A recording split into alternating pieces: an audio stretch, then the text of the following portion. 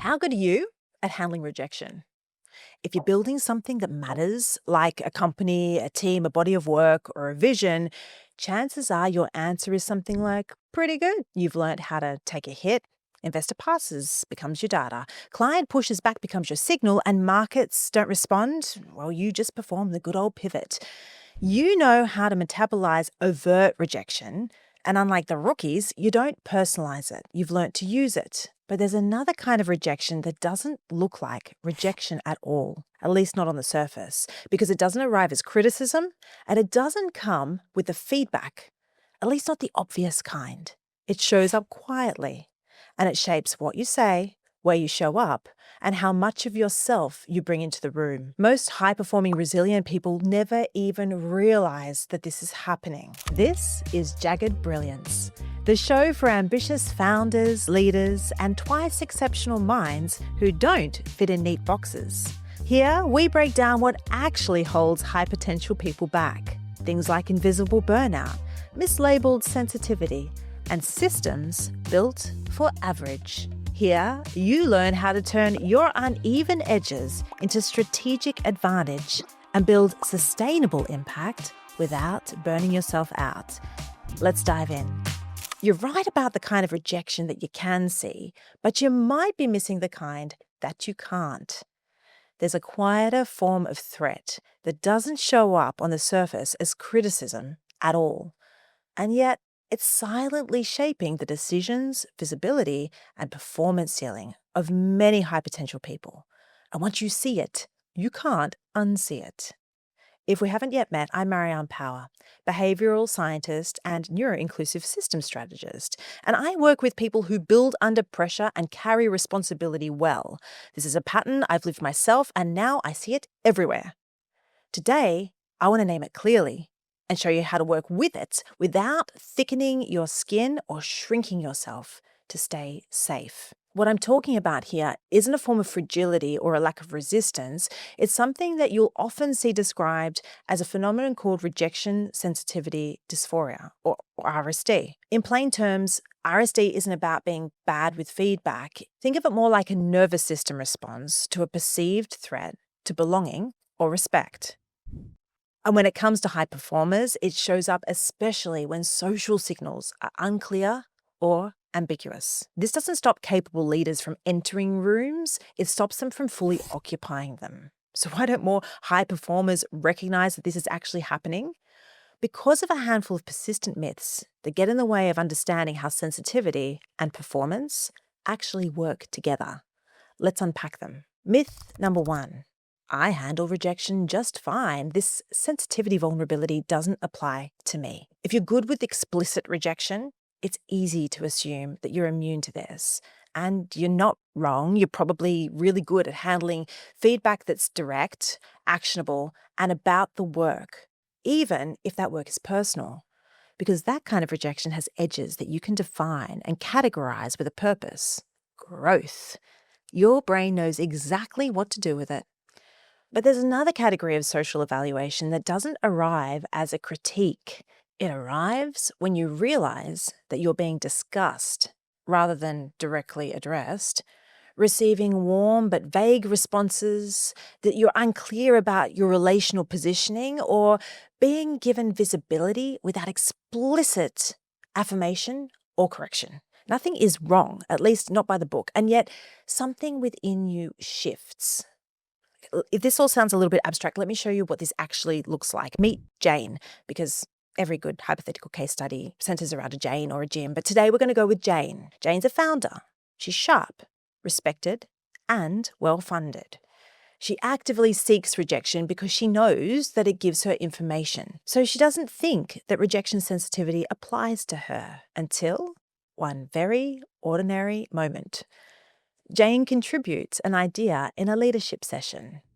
It's thoughtful and on point across a few points, admittedly, and maybe a little bit longer than she'd originally intended, but the facilitator responds warmly, thanks her for her contribution, and the group just moves on.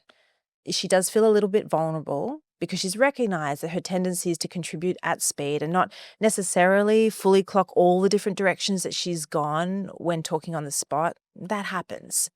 But she's learned over time that the pros of speaking up and taking the learning opportunity far outweigh the cons of fading into the background. So she applies her self-soothing skills in the moment and switches her thinking brain back into gear. Sensitivity handled, and nothing bad happens. Later that evening, Jane receives a follow-up message from the facilitators. And it's kind and seems encouraging. It mentions that her contribution was appreciated and that the team reflected on it. Suddenly, something she felt fine with earlier today becomes a signal force for threat. Her body instantly reacts. Her throat tightens and her chest feels really heavy, and she's reaching for a fan to cool the rush of adrenaline that is now raging through her system. With all this biofeedback in action, her mind jumps on board, trying to connect the dots and close the now open loop. Why did they talk about it afterwards? Was it too much? Was I too much? Did I misread the room right now? And logically, Jane knows that the follow-up message is fine. She reads it, rereads it, even reads it out loud to her friend next to her. She wasn't criticized by the facilitator. To the contrary, in the email, it literally says her contribution was appreciated. She was valued. But she screams to the looping thoughts and a heat-ravaged body. Her nervous system doesn't care about logic. By bedtime, the spiral has sharpened and now it's nasty. You should know better. You're still too much. Next time, say less. From the outside, Jane looks confident and unshaken, but on the inside, she's doing something that many sensitive, highly ambitious founders, creatives, and leaders do without even realizing it. She's making herself smaller to avoid triggering that feeling again. That's the silent performance ceiling. Not loud or dramatic, just quietly persuasive. Very persuasive. When sensitivity like this goes unnamed, rather than staying at the level of discomfort, it can start shaping behavior. You'll start self-censoring more than you realize, over-polishing before speaking or not speaking at all, delaying decisions that require relational risk, and staying quieter than you know your ideas deserve. You're still performing, but you know that you're sitting just below your real edge. Myth 2. This is about being emotional, and serious leaders don't deal with this. There's an unspoken assumption baked into a lot of leadership culture these days. Because when we say serious leaders don't struggle with sensitivity, what we usually mean is this isn't something that men deal with. And if I'm being frank, that assumption is reinforced not just in the surface level neurodiversity conversations, but across a huge amount of mainstream leadership development and rah-rah motivation material. Here's what gets missed. Men experience vulnerability and sensitivity too. They just express it differently. For many late diagnosed men in particular, those with ADHD or autistic profiles, rejection sensitivity doesn't show up as a visible anxiety or emotional spiral. It can show up as withdrawal, strategic underparticipation, or disappearing just before they reach the next level. From the outside, it can look like disinterest or kind of like an indifference. But for the individual, it's an internal battle, a nervous system quietly deciding that the risk of visibility just isn't worth the cost. In 2024, researchers William Dodson, Edward Modestino, and their colleagues captured this pattern in high-potential neurodivergent men. And their work showed how vulnerability around social evaluation is often managed through compensatory strategies that come at a real cost. We're talking missed promotions, stalled companies, and leaders who quietly exit rooms that they were more than capable of leading, all because their nervous system has learnt that staying visible feels way too expensive, and they haven't yet corrected it. Myth 3. If I just push through, it'll go away. Resilient founders are very good at pushing through discomfort. So when this vulnerability response shows up, the instinct tends to be, don't be so sensitive, just get over it. And dismissal is one coping strategy, sure, but if it's the only one that you've got to rely on, I'm going to suggest you've got a problem, a big one, that will not only cost you your health and your well-being, but your business success too. When you repeatedly override a nervous system signal instead of designing around it, it's not resilience you're building. Instead, you're providing the conditions for depletion. And over time, that shows up as fatigue that you can't quite explain, a loss of motivation that looks like boredom, and health issues that arrive without warning.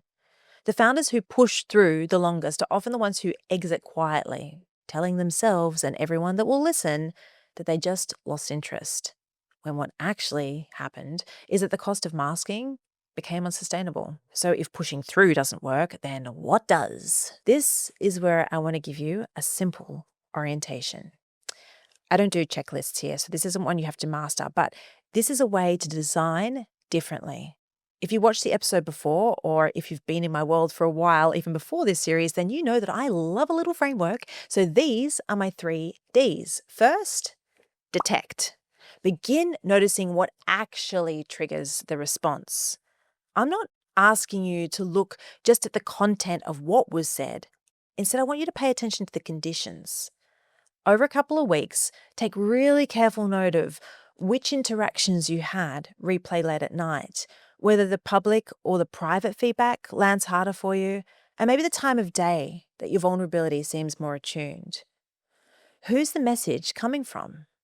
After doing this and making some notes, most people discover the same thing. It's not what was said, it's when, how, and in what state their nervous system was when they received the message.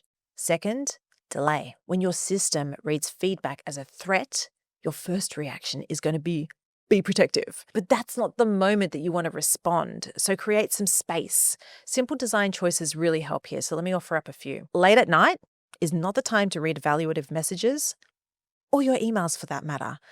Wait 24 hours before replying to ambiguous feedback and schedule those hard conversations at times when you know you've had capacity.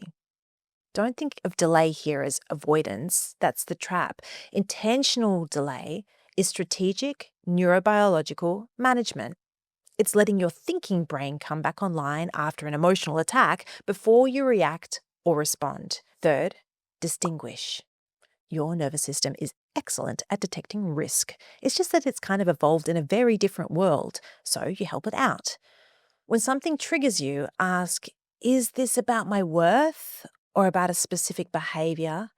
Is this person actually invested in my success?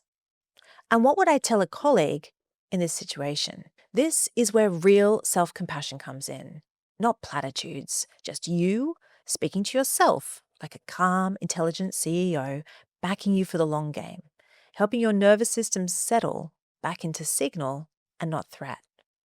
If you're resilient enough to handle overt rejection but still replay benign interactions at 2 o'clock in the morning, your work is not to toughen up. Instead, it's to design environments, internal and external, where your sensitivity becomes an asset and not a break. You don't have to rush this. This isn't something that you go and fix all at once. This is the kind of long game work that the top 1% know continues over time. Because each time you level up, a new part of your vulnerability emerges.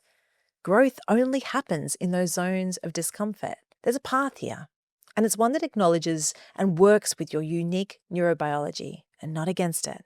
It's one that you can walk at your own pace. To do that, there's some resources linked below if you want to explore further. And in the next episode, we're going to tackle something that's closely related: autistic burnout versus ADHD crash, why they look similar, why recovery is different, and how to tell which one you're actually in. I'm Mariane Power, and this is Jagged Brilliance. Let's design systems that don't break the people inside them so that the different kind of difference makers can shine.